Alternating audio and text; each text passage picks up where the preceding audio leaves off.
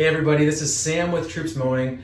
I have behind me what I believe is to be an impactful video for anybody who is in the lawn care and landscaping industry. 1, 2, 3, 4.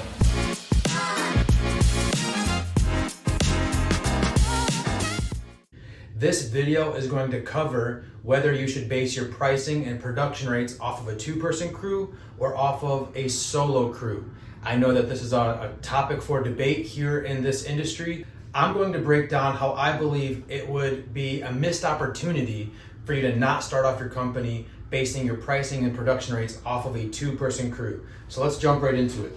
So solo production rates, if you base your pricing from the start and your production rates off of a solo crew, what I mean by production rate is how long does it take one person to mow X amount of square feet, figure out that decimal, and then configure that with your hourly rate to your customer. So if you base everything off of solo production rates only, there's going to be inefficiencies if for whatever reason you are forced to revert back to a two-person crew. The reasons why you might have to switch from solo to two-person crew is because you want to have max asset utilization, meaning you're trying to get in a more profit mode, and so you want to put more bodies into available seats within the trucks. Or if you have a truck breakdown and you have to put that person into another crew, at least you'll have production rates based off a two-person crew if you do it the way that I'm going to suggest. But you'll have inefficiencies if you're forced to go to a two-person crew. Here's an example. If your production rate states that it takes one person 30 minutes to mow 5,000 square feet, that would mean that solo production rate would be 0.5 budgeted hours, 30 minutes divided by 60. Now, if you see that with a two-person crew, 5,000 square feet might take that two-person crew 20 minutes to go mow that property. A lot of people think, oh, it takes them less time to go mow a property with two people. What they don't realize is you have to multiply the total time on a property by the total crew size to get your actual total time on a property. So if it takes two people 20 minutes to mow a lawn, that means there was 40 minutes actually spent on that property. And if you break that down, that's 0.66 budgeted hours. So you can already see right there that there's going to be inefficiency going from solo to a two-person crew. The reason why there's inefficiencies is not every single two-person crew or every person within a two-person crew is going to be finished with their task at the same time.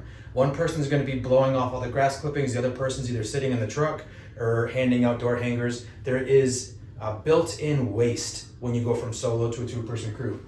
Now, if you're basing your production rates off of a two-person crew, and if you are able to support your company going to solo operators, there's going to be added margin. So what I mean by that, and let's use the same data as we used above. If you go from a two-person crew to a solo crew, what we can see, 0.66 minus 0.5, is there's 0.16 budgeted hours of added capacity to that schedule. That is 9.6 minutes per visit added into available capacity if you go from a two-person crew to a solo. What we also see is that's a 32% increase in efficiency scores. So if you are seeing if you're seeing low labor efficiency and you're on a two-person crew, inadvertently you will increase efficiency if you go to solos, but then you have to have the trucks and equipment to support that. Ideally, you want to get your labor efficiency dialed in at a two-person crew based pricing and production rates off of a two-person crew. That way, when you go solo, you are going to be an extremely profitable company. Now let's go over here. Now this is a bold statement, but I believe you must start off your company as a two-person crew operation. Granted, you're probably going to start it off as a solo operator, you and yourself, but you're going to hire somebody and put somebody in your truck. As soon as you do that, you need to start calculating your production rates off of that two-person crew. Now, when you're hiring that second person, you're going to put that first hire into a different truck. They're going to be really efficient because they're going from two-person crew to solo, and then you are in a two-person crew again with a new hire, and you'll kind of leapfrog and pass off new hires as you continue to scale. But what we're seeing is one truck in a two-person crew can pretty much on average do 55 budgeted hours a week if your production rates are dialed in. And let's assume that this company has a labor rate of $90 per hour.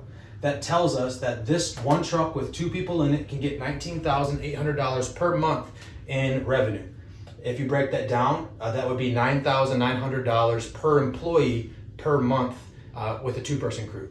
Now let's imagine that you've gotten your company to a good size and you're in profit mode, and you can spend a little bit of money on trucks. Granted, if you're in profit mode, you typically don't want to spend money on equipment. You want to be able to stack cash and be profitable. However, you could invest money momentarily into getting more assets with the sole purpose of going to solo and not filling bodies in those seats, because you can be even more profitable if you're able to buy these trucks debt-free and have a full solo crew with how many trucks you have. So if we were able to switch to a 2-person crew, one truck, assuming you're still operating off of the 2-person crew rates, is able to do 27.5 budgeted hours per week. I simply got that by taking 2-person crew total budgeted hours, divided that by 2. However, the solo operator is now 32% more efficient, just inadvertently going from 2-person crew to solo. So that means we basically can get like 36.3, I think that comes out to that math, I forgot to put it here. 27.5 with a 32% increase is like 36-ish budgeted hours. That means that one employee can now get $13,068 per month in added revenue, or in revenue for their solo crew. And if we have 2 solo crews out there, that's $26,136 per month in revenue if you have 2 solos out there, compared to $19,800 with one 2-person crew. That is an increase of $6,336 per month in revenue. So if you, even if you have to finance a truck, or if you go debt free, whatever, let's say it costs you $700 a month with added insurance and truck payment, you're exchanging that for, increase of $5,500 or whatever that is. I think that's a good return on investment. So if you were to flip this script and you were to go from solo to 2-person crew, I haven't necessarily ran that math, but I think it would come out to negative $6,336 in revenue. You'd have to kind of figure out and redo pricing, redo your whole structure, because you're going to have a negative 32% efficiency if you were to go from 2-person crew, or if you were to go from solos to 2-person crew. So if you can help it, have your company starting off with production rates and pricing based off a 2-person crew. Please, you're going to do yourself a huge favor if you ever choose to go to solo. And here's a good visual to help with this idea, with this concept. If you're doing your production rates, let's say that you have a 48-inch stand-on mower that is just super productive, but you also operate 21-inch push mowers. So let's say that 50% of the time you're using 21-inch push mowers, 50% of the time you're using your ultra-efficient stand-on mower with a 48-inch deck. You would want to base your production rates off of the 21-inch push mower, because that's going to be less efficient. That way, if your 48-inch stand-on ever goes down, your pricing is still supporting a profitable company, because you're able to use a less efficient setup. I think that's widely agreed upon within this industry. Let's use that with the same logic. You want to base your production rates and your pricing off of the most inefficient setup, 2-person crew. So that way, if you move forward to solos, and you have to inadvertently ever refer back to 2-person crew, you already know that you're going to still have a successful company. I hope this helps. I'm doing some coaching calls, so please shoot me an email, sam@troopsmowing.com. Love to help everybody out. Please leave a comment, please subscribe. I'm really trying to grow this channel, and I couldn't do it without your guys' support. Thank you.